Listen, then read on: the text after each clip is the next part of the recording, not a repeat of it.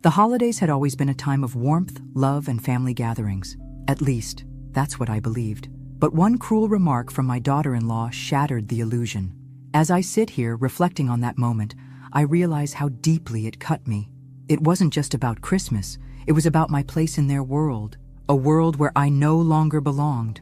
But what happens when you've been pushed too far?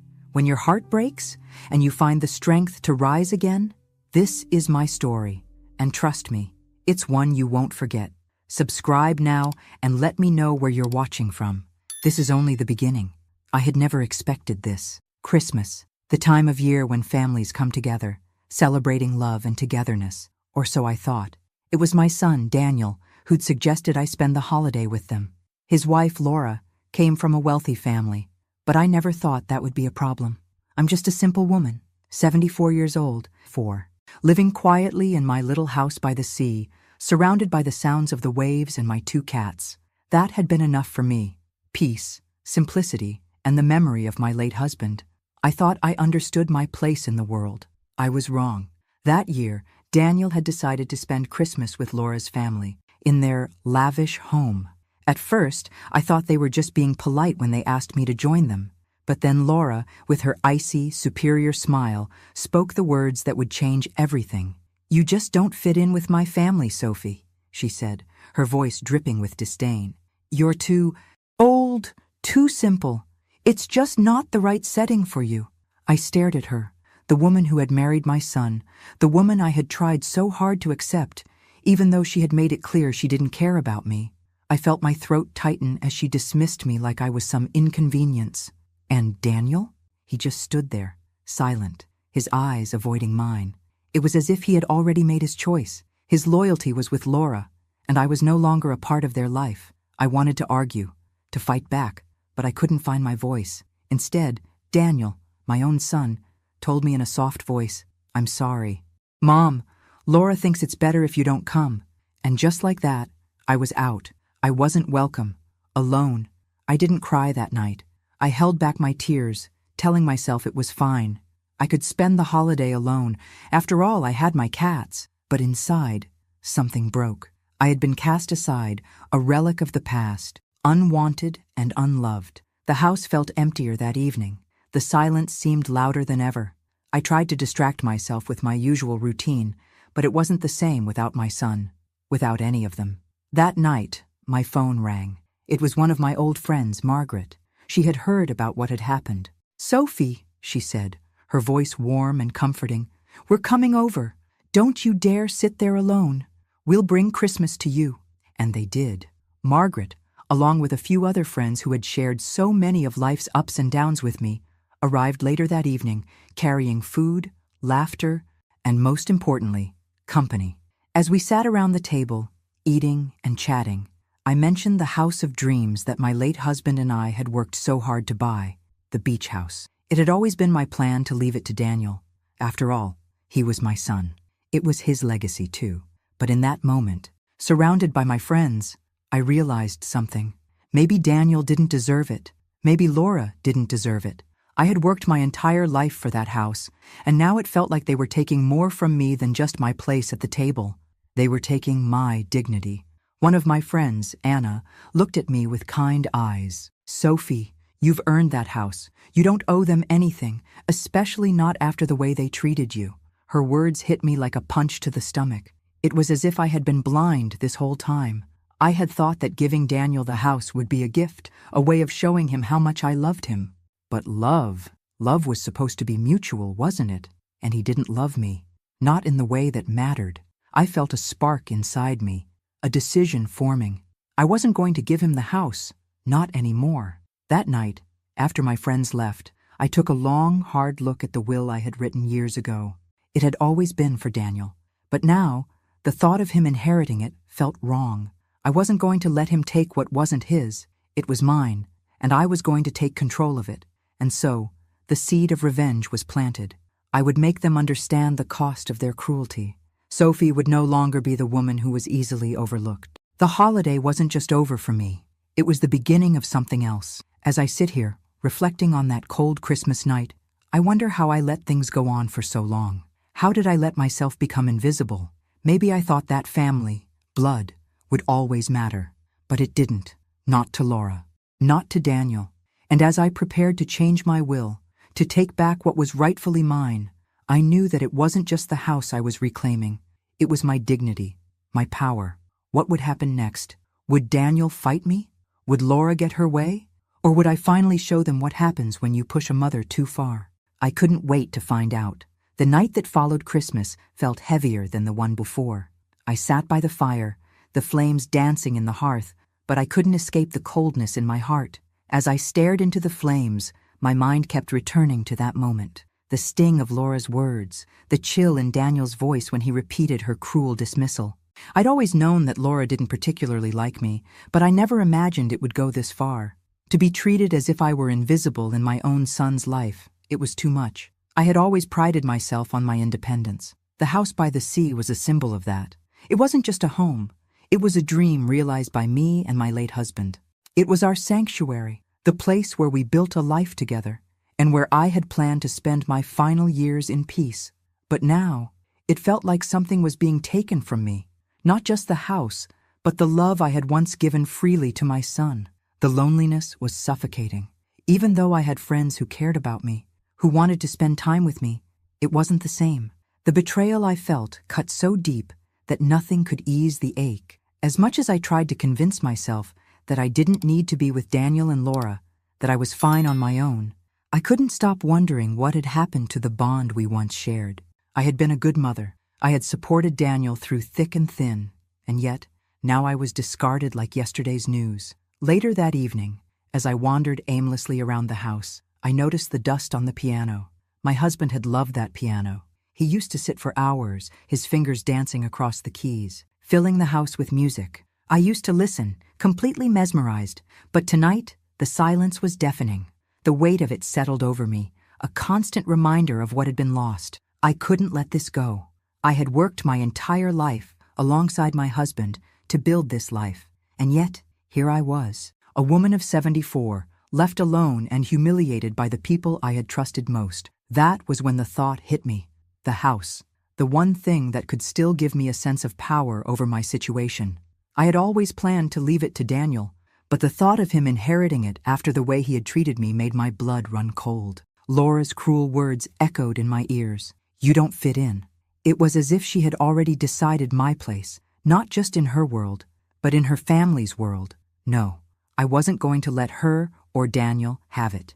I had always told myself that I would leave everything to my son, that it was his inheritance. But as I thought more about it, I realized something important. Daniel hadn't earned it, not the way my husband and I had. I took a deep breath, staring out the window at the waves crashing against the rocks below. The sea had always been my solace. It had always whispered to me, reminding me of what was truly important. And right now, what was important was taking back control. The decision was made. The house would no longer be Daniel's legacy. It would be mine to keep, and I would decide what to do with it. As I sat down at my desk, I began to write. It wasn't easy. After all, I had never imagined doing something like this to my son. But this wasn't about him anymore. This was about me. It was about reclaiming my dignity. The sound of the pen scratching across the paper filled the room. I signed my name with determination, crossing out the part of the will where Daniel had been named the sole heir. The house would no longer be his. For a moment, I just sat there, looking at the document in front of me. Was I doing the right thing? Should I really take this step? But then I remembered the way Laura had dismissed me, the way Daniel had stood silently by her side. That was all the justification I needed. I took the will, folded it carefully, and placed it in the drawer. My heart was racing, but there was a strange sense of calm now. I had made my choice. It wasn't just about the house. It was about making a stand. The days that followed were full of quiet tension. Daniel and Laura hadn't tried to reach out again, and I didn't expect them to. I wasn't sure when or how they would find out about the change in my will, but I knew they would. And when they did, things would never be the same again. I wasn't sure what to expect from them, but I was ready. I didn't know it yet, but this decision would lead to a confrontation that would forever change the dynamics of our family. The quiet woman who had been dismissed and disregarded would no longer stay in the shadows. Sophie was coming out of the dark, and the world would have to take notice. But for now, I just sat in silence. The house felt colder than it had before. And yet, for the first time in a long while, I felt a spark of something I hadn't felt in years: empowerment. It was just the beginning, and I would make sure they knew it. I hadn't expected the change in my will to be so final. At first, there was a quiet calm after I made the decision, almost a sense of relief. I thought maybe I could live in peace with it, knowing I had taken control of the one thing that truly mattered to me. But that calm didn't last long. The day I received the call from my lawyer, I knew my quiet little world was about to be shattered. It was a few weeks after Christmas when I first noticed the change. The phone rang early one morning, the caller ID showing the name of my lawyer, Thomas. "Sophie," his voice was steady, but I could hear the unease in it. "We need to talk. It's about your will."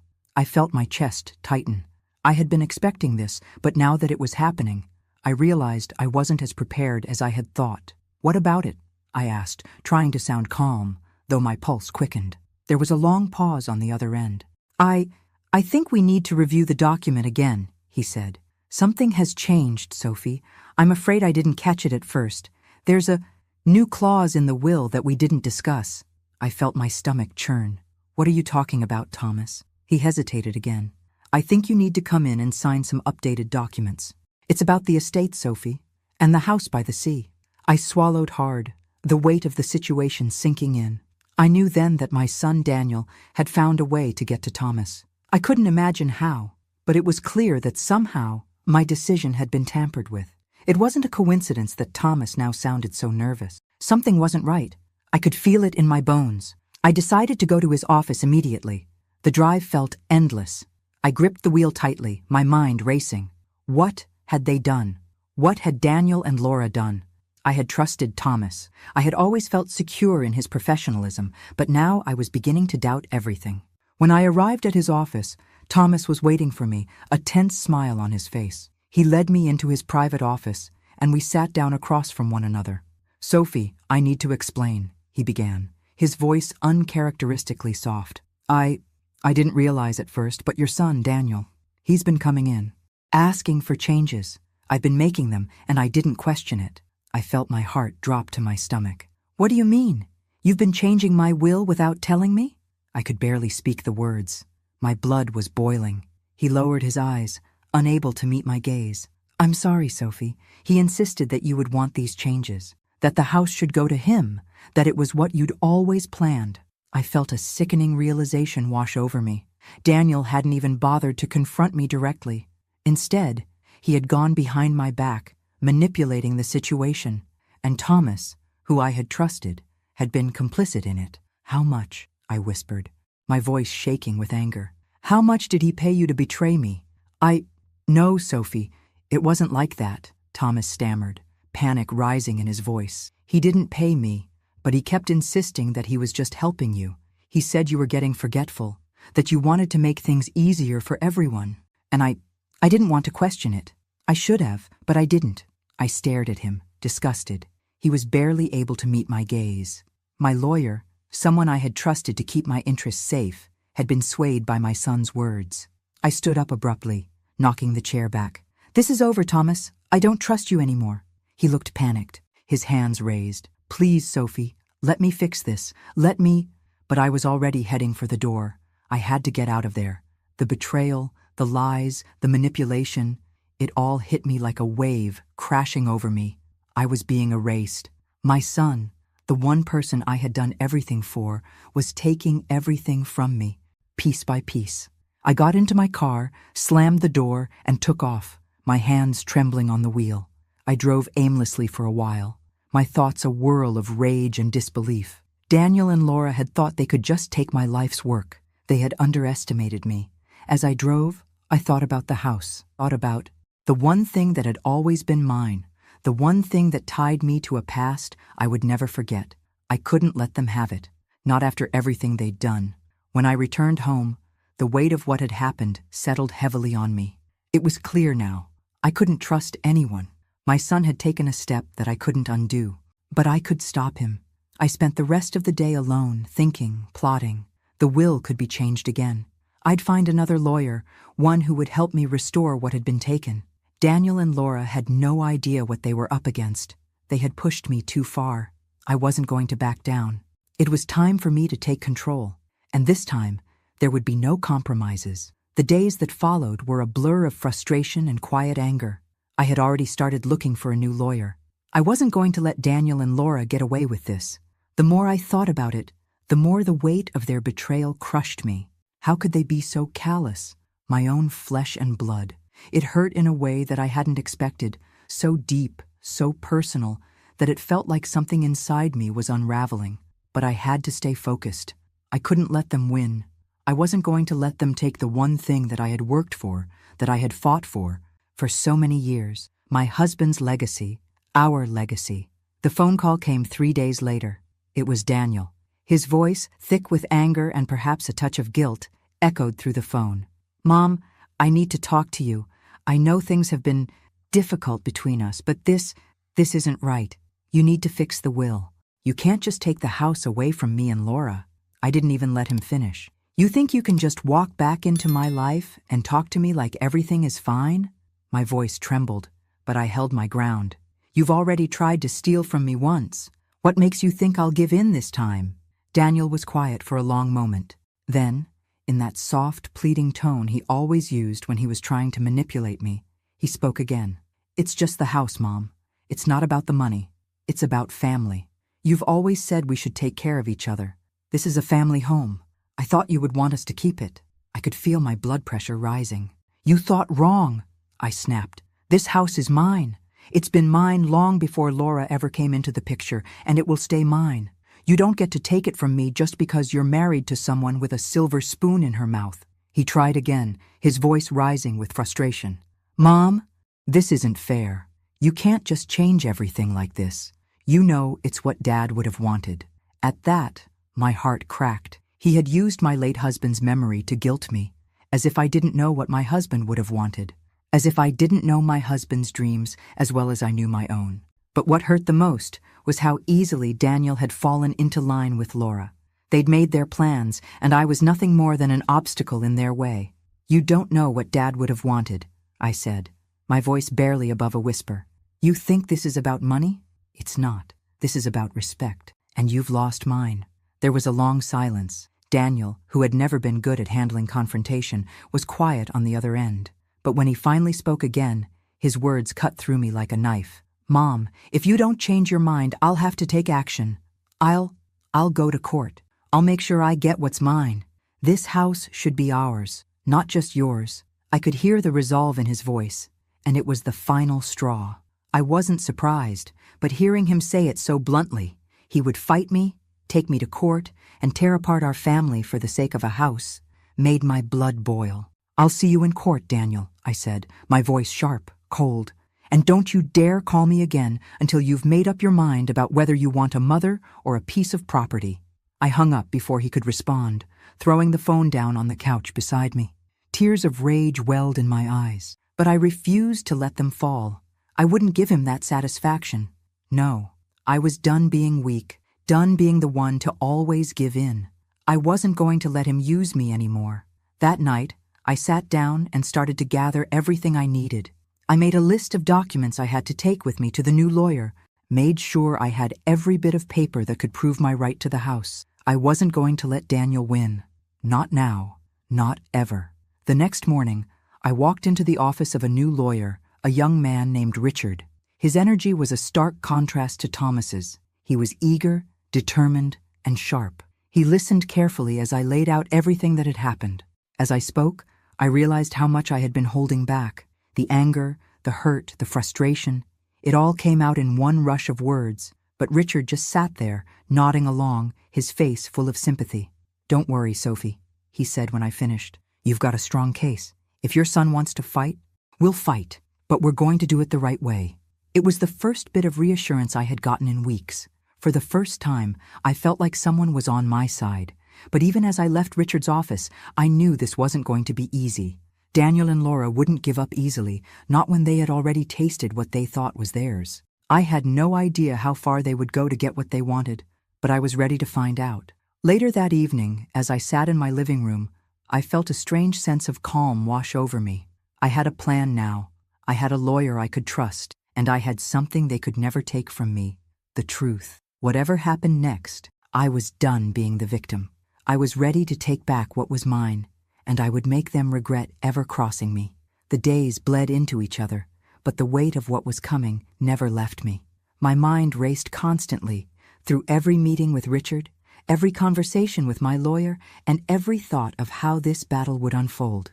I was preparing for war, but I knew it would be a long, painful fight. Daniel's words had echoed in my ears, each one sharpening the resolve in my chest. "I'll take action," he'd said. "I'll go to court." I didn't doubt that for a second. He wasn't the boy I raised anymore. The man standing before me was cold, calculating, willing to tear down everything for his own benefit. What hurt the most, though, wasn't that Daniel was trying to take the house. It was that he was willing to throw me away, his own mother, without so much as a second thought. Laura had done a good job of turning him against me, of making him believe that I was some kind of burden, a relic of the past, but I knew my son better than anyone else. I knew that deep down, this wasn't just about the house. This was about power, control, and he was too blind to see it. The day he called again, I wasn't surprised. "Mom, we need to talk." Daniel's voice came through the phone, as soft as ever. But beneath it was an edge, anger, frustration, and something colder. "I've spoken to a lawyer, and if you don't change the will, this is going to get ugly. You won't win." I could hear Laura's voice in the background, her influence weaving its way into every word he spoke. It was clear now. He wasn't just defending the house. He was defending his wife's interests. And it sickened me. "I told you before, Daniel," I said, my voice as steady as I could make it. "I'm not changing my mind. You think you can scare me into doing what you want? It won't work. I've seen the real you now." There was silence on the other end. Then a sharp intake of breath. "Mom, I don't want to do this, but you're forcing me to. This isn't just about the house. It's about what's right, what Dad would have wanted." I nearly lost my composure, but I held firm. "You're right. This isn't just about the house. It's about respect, Daniel. Something you and your wife have taken from me. Something I won't give up without a fight. I'm not asking you to give it up." Daniel's voice was strained, like he was trying to keep his emotions in check. "But I'm telling you, you'll lose in court. I'm not going to let you ruin everything for me and Laura. I won't let you keep the house from us." His words stung. He had reduced everything down to money, to inheritance, to something so trivial. I wanted to remind him of the love we'd shared, of the years we spent together, but I knew it would fall on deaf ears. He'd made his choice, and now, so had I. "I've already made my decision, Daniel," I said, my voice thick with emotion but steady, "and I'm not changing it. So do what you have to do. I'll be ready." I hung up before he could say anything more. The silence in the house was deafening. For the first time in months, I let myself feel the weight of it all. The betrayal, the lies, the fact that my own flesh and blood was willing to tear our family apart over something so petty. It was as if he had become a stranger. The boy who once needed me, the son who had looked to me for guidance, was gone. In his place was a man who cared only for himself, for his wife, for the inheritance that he believed was rightfully his. I sat there for a long time, the house feeling more empty than ever. My heart ached in a way it never had before. The love I had for my son had been twisted into something unrecognizable, and it was breaking me. But I wouldn't give in. I couldn't. I couldn't let him think that he could just walk all over me. I was done being the victim.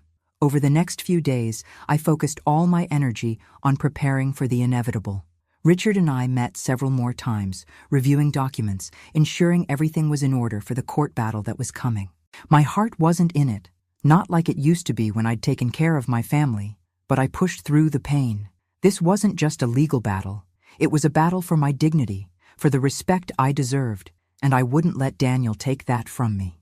As I sat in Richard's office, listening to him explain the next steps, I realized something I hadn't allowed myself to acknowledge before. I was scared of losing everything, scared of the toll this would take on me, scared of the family I had once known being completely destroyed. But there was one thing I knew for certain. I couldn't back down now. I wouldn't. That night I went to bed early, the quiet of the house almost suffocating.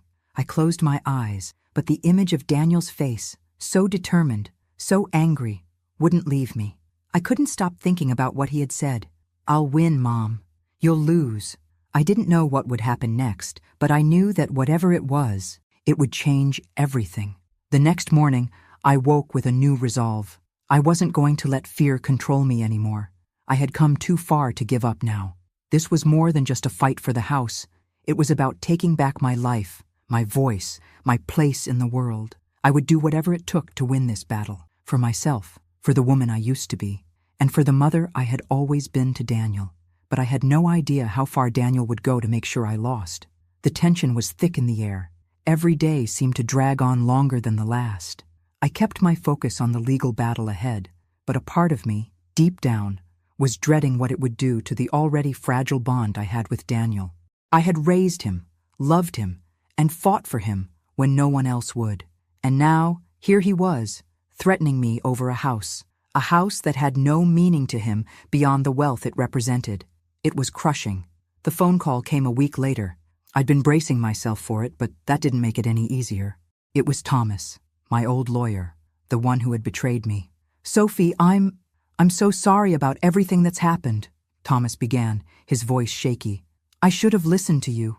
I should have questioned Daniel and Laura, but I didn't. And now it's too late." I felt the familiar fire of anger rising in me, but I forced myself to keep my voice calm.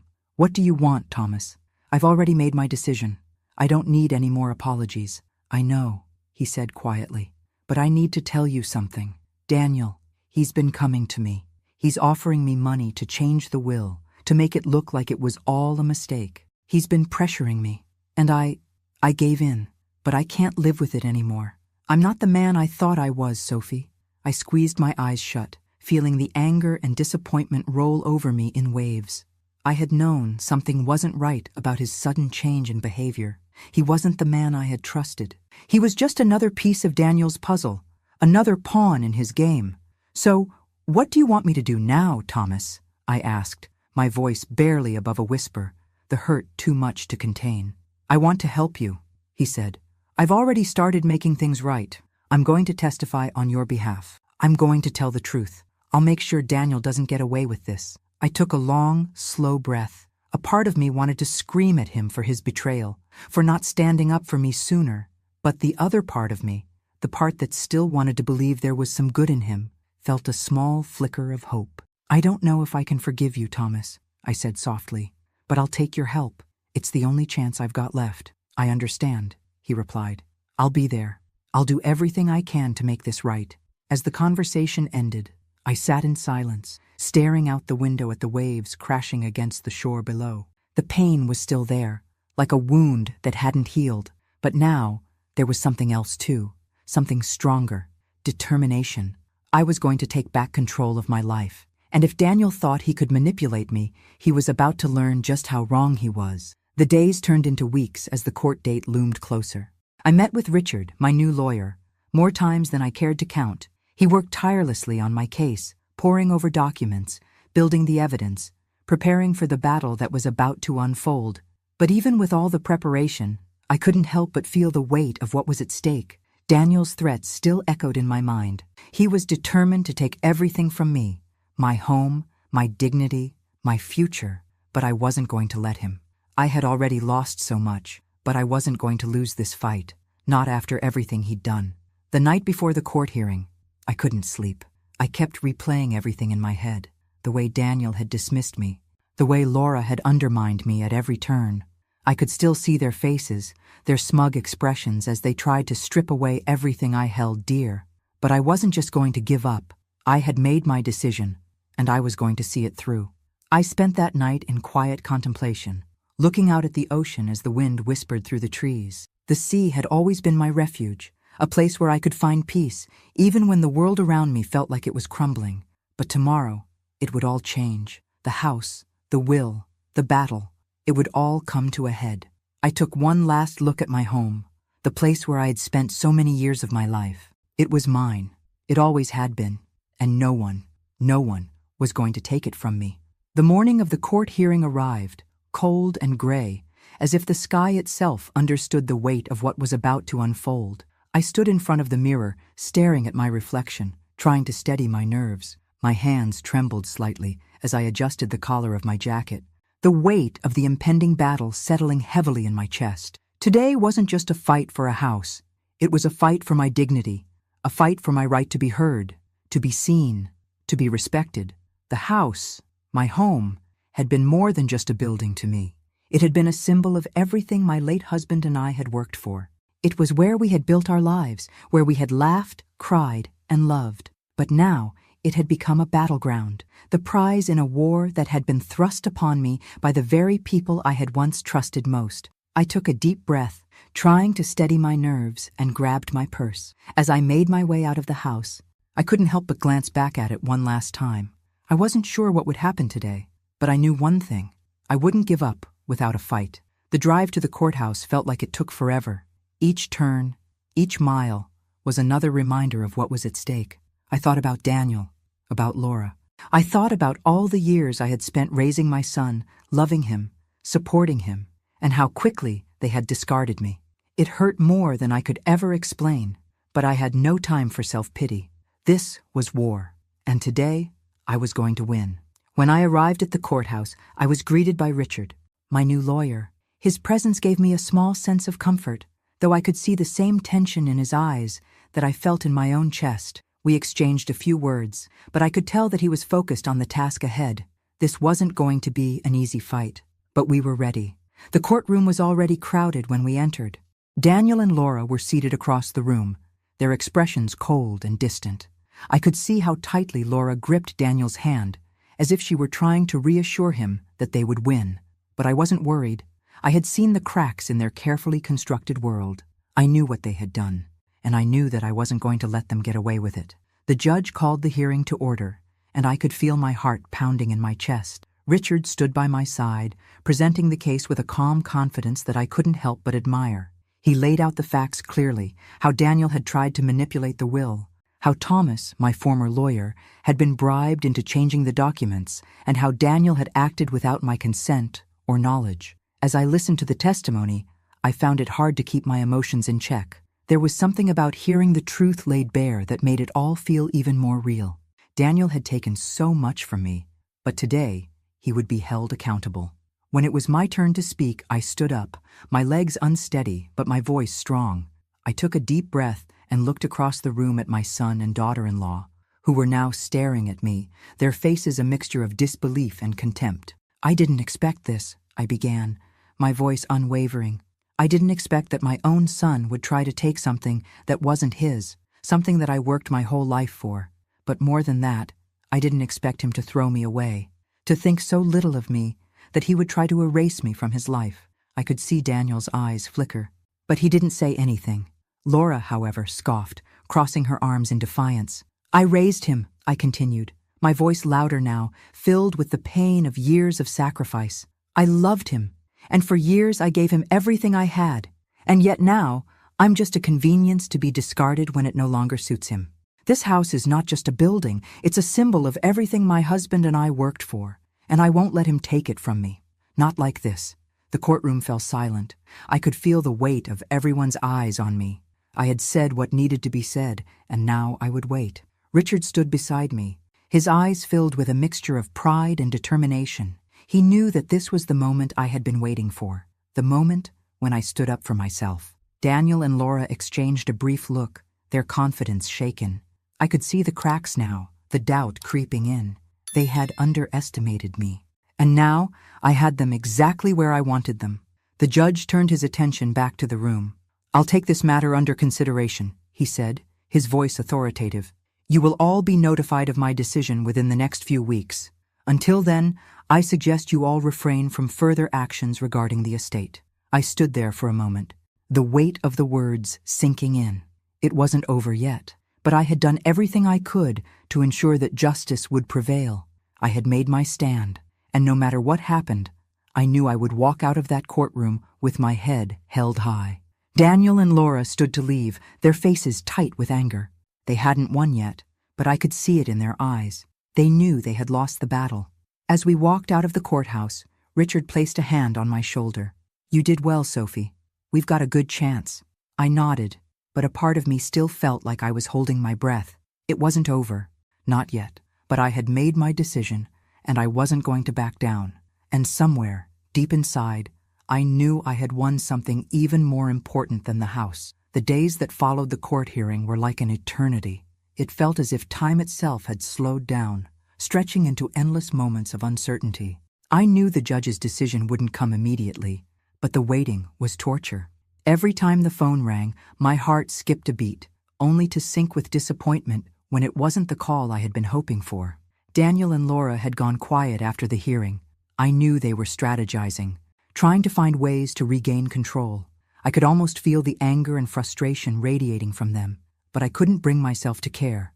They had pushed me to my limits, and now they would have to face the consequences. I spent the following days making preparations, just in case the worst happened.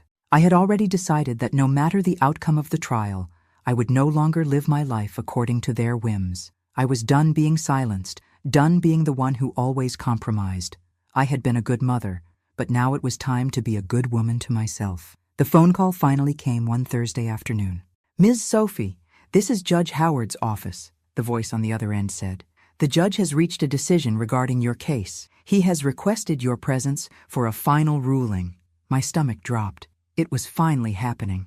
I didn't know if I was ready for it, but I knew I had no choice. The drive to the courthouse was quick, but my mind raced the entire way.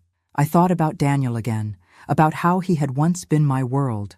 I had watched him grow, guided him, and loved him.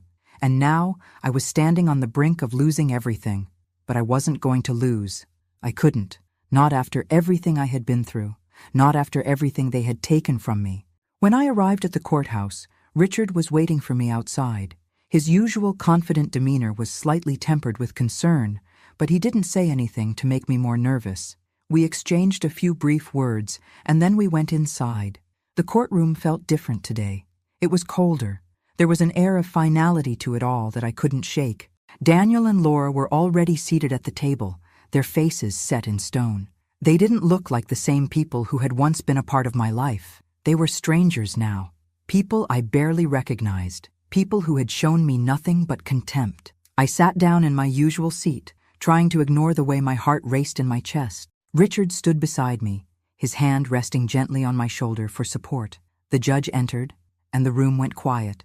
Judge Howard, a tall man with a stern expression, took his seat and looked at both parties. His gaze lingered on me for a moment before he began speaking. "I've reviewed the evidence presented by both sides, and I've taken into account the testimonies of all involved. It is clear that the actions taken by Daniel and his legal counsel in this case were inappropriate." I felt a slight shiver run down my spine as I heard those words. It was happening. The tide was turning. "However," Judge Howard continued, "I also recognize that Sophie, as the mother, has every right to determine what happens to her property during her lifetime. The house in question—" He looked at the documents in front of him, then back at us. "The house in question will remain under Sophie's name. The change to her will is valid, and it is not to be contested further by Daniel or his wife." I felt a breath leave me, though I hadn't realized I'd been holding it. My chest tightened with a mixture of relief and disbelief. This was it. They had lost. The judge's gavel struck, signaling the end of the hearing. But it didn't feel like a victory. Not entirely. It felt like something had shifted in me. For the first time in months, I wasn't the woman being manipulated. I wasn't the one who had to step aside and let others dictate my fate. Daniel's face was a mixture of fury and disbelief. He opened his mouth to speak, but nothing came out. Laura's eyes blazed with anger as she shot daggers in my direction, but she said nothing either. Richard turned to me, his voice low. "We've won, Sophie." For a moment, I couldn't speak. I just stared at the judge, processing the words he had said. My heart, which had been pounding in my chest for what seemed like an eternity, slowly began to calm. I felt like I could breathe again. As we left the courtroom, Daniel and Laura didn't even glance at me. They stormed out, their shoulders stiff with anger. I felt no triumph, no satisfaction, just a quiet certainty that the right decision had been made. They couldn't take what was mine anymore. They couldn't take me away from my own life. When I returned home that afternoon, the house felt different. The weight of the battle was finally over. The air was clearer, the house quieter, and the peaceful solitude I had once found here was beginning to return. But as I stepped into my living room and glanced around at the life I had built, I knew that this victory wasn't just about the house. It was about reclaiming my own identity, my own strength. I had fought for myself, and now I would live for myself. The phone rang again, and this time I wasn't afraid to answer it. Sophie. Richard's voice was calm, but there was a note of warmth in it. You did it. I just wanted to say, you were incredible. We'll make sure everything is squared away with the documents. I smiled softly. Thank you, Richard. You've been more than just a lawyer. You've been my ally when I needed one most. We ended the call, and I sat back in my chair, the weight of everything that had happened settling over me. The fight was over, and for the first time in a long time, I felt at peace. It's strange, the way life continues to move forward, even after a moment that feels like it should change everything. The court case was over. The house was mine. But for the first time in years, I felt like I wasn't fighting for a place in the world anymore. I had fought for control, for my dignity, for my future. But now that it was all behind me, I was left standing in the quiet aftermath, wondering what came next. The silence in the house felt like a presence of its own. There was no longer the looming tension of the court case hanging over me. But still, something was missing. The joy I thought I'd feel once the dust settled never arrived. Instead, a strange emptiness began to creep in. The first few days after the court hearing were the hardest. My phone was quieter than it had ever been. No calls from Daniel. No angry texts from Laura. It was a hollow victory. What good was winning if you lost the people who mattered most in the process? I found myself staring out the window more than I ever had before. The sea, which had always been my sanctuary, felt distant. The waves were no longer comforting. Their rhythmic crashing against the shore, now a reminder of everything I had lost.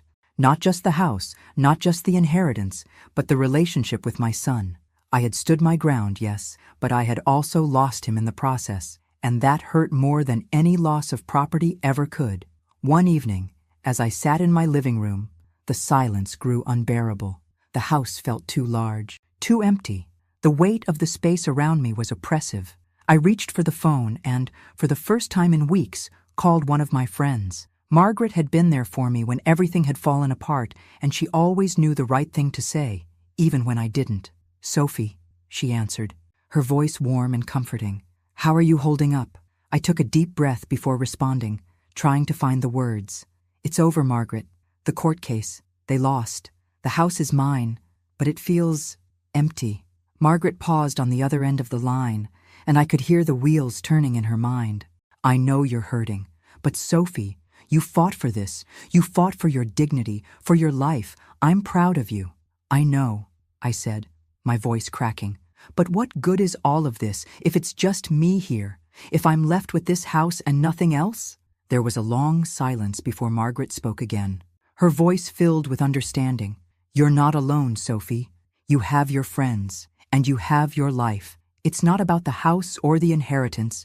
It's about what you do with the time you have left. Her words hit me harder than I expected. I had spent so much time fighting, so much time focused on the past, that I had forgotten to think about the future. I had forgotten to think about what came next. You're right, I whispered, the weight lifting slightly from my chest. I've spent so long holding on to what's gone. I think it's time to let go. Margaret smiled, her voice soft but firm. You've already won, Sophie. Now it's time to live. Live the way you want to. Without all the baggage, without all the anger. Go to the beach, take walks, take up a new hobby. Let yourself breathe again. That night, after our conversation, I sat in silence, thinking over Margaret's words. Slowly, I realized that she was right. I had fought for control, but now I needed to fight for something else. For peace. For myself. I made a decision. I was going to stay in the house, but I wasn't going to let it be a symbol of everything I had lost. It was going to be a place where I could rebuild. I had a lifetime of memories here, some painful, some beautiful, but it didn't have to be a prison. I could fill it with new memories, ones that weren't tied to the past. I didn't know what the future would hold, but I was no longer going to let my son's betrayal define me. I would be the one to decide what my life looked like from here on out. The next morning, I woke up with a sense of purpose that I hadn't felt in years. The sun was just beginning to rise, casting a golden light across the sea. I pulled on my jacket, grabbed my walking shoes, and headed out the door. I walked along the beach for hours, feeling the cool breeze against my face and the sand beneath my feet. The sound of the waves crashing was no longer an echo of my pain. It was a reminder that life could go on. I could go on. And when I returned home, something inside me felt lighter. I was still here. I still had time. Time to rebuild. Time to redefine what family meant to me. That evening, I sat in front of my fireplace, the crackling fire the only sound filling the room. I was no longer waiting for anyone to tell me what my life should be. I had the power to shape it. I had already survived the hardest part. The phone rang again, and this time, when I answered, it was my son. "Mom," Daniel's voice sounded strained, and I could hear the tension in it. I want to talk." My heart clenched in my chest, but I took a deep breath before replying. "I'm listening." He paused before speaking again, this time softer, more hesitant. I'm sorry for everything, for how I treated you. I don't expect you to forgive me, but I want you to know that I regret what I did. I don't know how we got here, but I want to try to fix things, if you're willing." I stood there in silence for a moment, absorbing his words. For so long, I had wished for this moment, hoping that one day Daniel would come to realize what he had lost. But now, hearing it in his voice, I wasn't sure what to do. I had won the battle, but did that mean I had to fight the war too? "I don't know what to say, Daniel," I replied, my voice gentle but firm. "I'm not sure we can just go back to the way things were, but we can start with a conversation." He sighed in relief. "That's all I'm asking for. One conversation." As I sat down on the couch, I realized that this wasn't the end of the story. The house was mine, but there was more to rebuild than just bricks and mortar.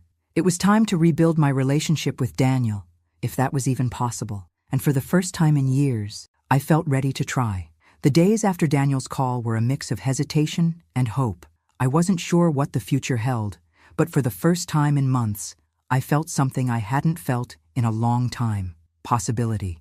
A small spark of it. The idea that perhaps, just perhaps, there could be a way back from the distance that had grown between us. I spent the next few days thinking about everything that had happened.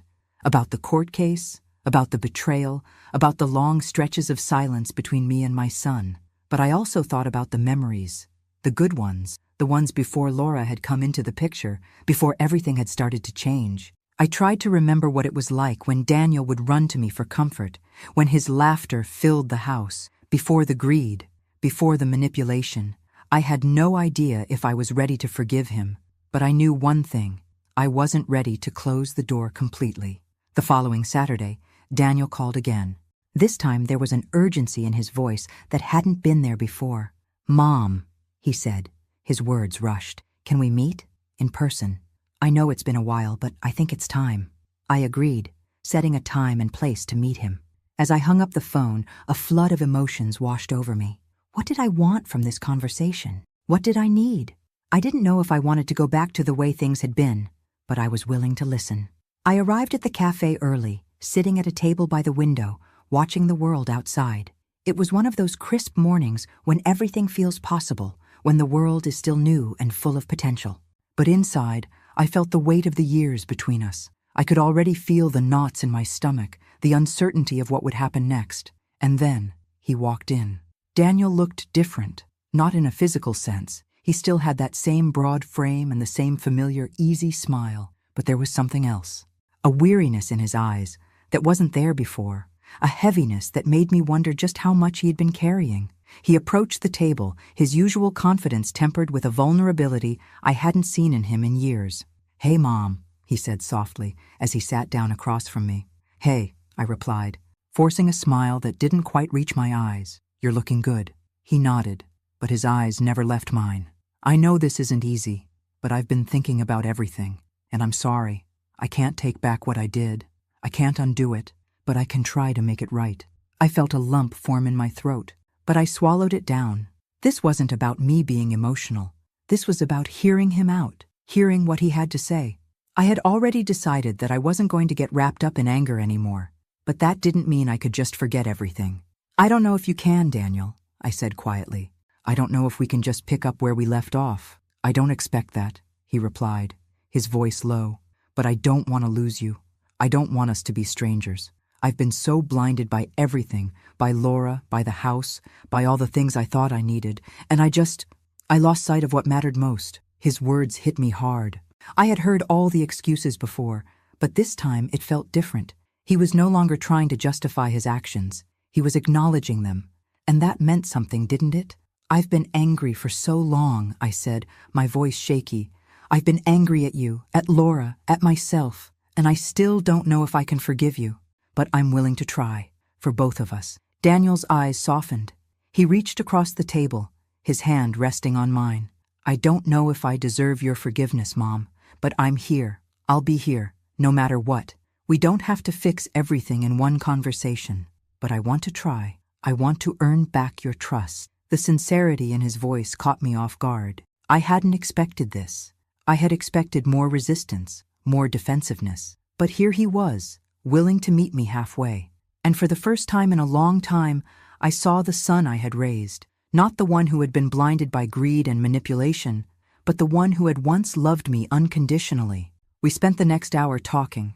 Not about the house, not about the inheritance or the court case, but about the things that had mattered once. Memories, shared moments, things we had lost sight of. Slowly, painfully, the distance between us began to shrink. I still didn't know what the future held for us, but I could feel something shift, a small, fragile bridge being built. As we stood up to leave, Daniel hugged me tightly. "I'm so sorry, Mom," he whispered. "I love you." The words were simple, but they held so much weight. I could feel the tears welling up, but I held them back. I wasn't ready to let go of the past entirely. But maybe, just maybe, I was ready to move forward, to see where this new version of our relationship could go. When I left the cafe, the world felt a little lighter. I still had a long road ahead of me, and I didn't know if everything would work out, but I felt a flicker of hope that I hadn't felt in years. It wasn't over, but maybe it didn't have to be. The weeks that followed that meeting with Daniel felt like a delicate balance, a slow unfolding of trust that had been long broken. It wasn't a quick fix, and I knew it wouldn't be. There was no magic word, no perfect moment that would instantly heal the wounds we had inflicted on each other. But there was something in that conversation, something real and raw, that made me believe there was hope for us. Maybe not the way things were before, but a new beginning, if we were both willing to work for it. I spent the days reflecting on that conversation, revisiting my feelings of hurt and anger, but also allowing myself to feel something else, the tiniest spark of hope. I realized that forgiveness wasn't about erasing the past. It was about letting go of the weight it had carried for so long. And though I didn't know if I was ready to forgive Daniel completely, I was ready to try, to open the door, to just a crack, and see if we could rebuild. Daniel called a few days after our meeting. His voice was tentative, unsure, but there was a sincerity in it that I hadn't heard in years. "Hey, Mom," he said. "I know it's been a few days, but I wanted to check in. How are you?" It was a simple question, but it felt like a gift, a step forward. "I'm okay," I replied, my voice steady but warm. "How about you?" I'm trying," he said, almost apologetically. "I know I've messed up a lot, and I'm not expecting everything to change overnight, but I don't want you to feel like I'm just going to disappear again." I felt a soft knot loosen in my chest. "I don't want that either," I said quietly. "I don't know where this goes, Daniel, but I'm willing to take it one day at a time. Are you?" There was a pause on the other end of the line, and then, his voice, full of emotion, "Yeah, I am. I just want to make it right." We spoke for a while longer, sharing small talk, nothing deep, nothing heavy, but that's what we needed. We needed the small steps, the quiet rebuilding of something that had been shattered. The phone call ended with a promise. We'd talk again soon. As the days went by, I found myself waiting for the next conversation, the next moment when we would take another small step toward healing. It wasn't easy. There were still moments when the hurt resurfaced, when I wondered if he truly understood the gravity of what he had done. But each call, each message, brought us closer to something resembling normalcy again. One afternoon, Daniel surprised me by showing up at my doorstep. He was holding a small bouquet of flowers, nothing extravagant, just a simple gesture, but it was enough to melt something inside me. "I know I can't make up for everything," he said as I opened the door, "but I wanted to do something, to show you I'm really trying. I know I can't take back what I did, but I can start here." I looked at the flowers, then at him, and for the first time in a long time, I saw my son. Not the man who had been blinded by greed, Not the one who had abandoned me, but the boy I had raised, the man who was beginning to show up for me again. "I'm not asking for you to forget, Mom," he continued. I want you to know that I'm here, and I'm going to keep trying." I nodded, a lump forming in my throat. I hadn't expected this. Not so soon. Not after everything. But as I took the flowers from him, I realized something. Maybe it wasn't about forgetting the past. Maybe it was about acknowledging it, facing it together and moving forward, one step at a time. "I'm not ready to forgive everything, Daniel," I said, my voice thick with emotion. "But I'm willing to try. I'm willing to let you show me." He smiled, a small but sincere smile. "That's all I'm asking for, Mom. A chance." We stood there in the doorway for a moment, neither of us knowing exactly what would happen next. But for the first time in what felt like forever, I wasn't scared. Maybe that was the first real step toward healing, just allowing ourselves to try, even when we weren't sure where the road would take us. A few weeks later, Daniel invited me to dinner. Just the two of us. No Laura, no pressure, just us. It wasn't a grand gesture. It wasn't an apology wrapped in words. It was a dinner, a conversation, a chance to simply be mother and son again. And as I sat across from him, listening to his voice as he told me about his life, his job, his struggles, I realized something important. We were both different. We had changed. But maybe that wasn't a bad thing. Maybe we could still find our way back to each other. It wouldn't be the same. It couldn't be. But we could build something new from the ashes of what had been destroyed. By the time dinner was over, I felt a sense of peace I hadn't felt in years. It wasn't perfect, but it was real. And for the first time in a long time, I felt like I had my son back. The road ahead wasn't going to be easy. I knew that. But for the first time in months, I felt like I could take the next step, and that, in itself, was enough. The next few months were filled with the slow, steady rhythm of rebuilding, not just a house, but a life, a family. After the dinner with Daniel, there were many more conversations, many more moments of vulnerability and growth. The road wasn't smooth. There were setbacks, moments of discomfort when old wounds would resurface. But little by little, we began to find our way back to each other. Daniel began to call more often. Sometimes it was to talk about small things, work, his friends, his day. Sometimes it was to ask for advice. It wasn't always easy for either of us, but I started to realize that this was how it was supposed to be. This wasn't about fixing everything at once. It was about learning how to live in the mess, how to forgive ourselves and each other for the mistakes that had been made. One day, a few months after our first conversation, Daniel came over with a small box in hand. I was in the kitchen, preparing dinner, when I heard his voice calling from the living room. "Mom, you got a minute?" I wiped my hands on the dish towel and walked into the living room, surprised to see him standing there, looking a little nervous, holding the box in his hands. "What's this?" I asked, a little confused. I hadn't expected any gifts. Not from him, not after everything. "I just wanted to give you something," he said, holding the box out to me. "Something to show you I'm serious about trying." I took the box from his hands, feeling the weight of it. When I opened it, I found a small, delicate silver necklace with a pendant shaped like a heart. It was simple, but beautiful. A quiet gesture, but one that spoke volumes. "I saw this," Daniel continued, "and it made me think of you, about everything we've been through, about the fact that you've always had my heart, even when I didn't deserve it. I don't know if this makes up for everything, but I wanted you to know I'm not giving up on us." Tears welled up in my eyes as I stared at the necklace. It wasn't the gift that mattered so much. It was the meaning behind it. Daniel was trying. He was showing up, not just for me, but for himself, for us. I could barely speak, but I nodded and hugged him tightly. "Thank you, Daniel.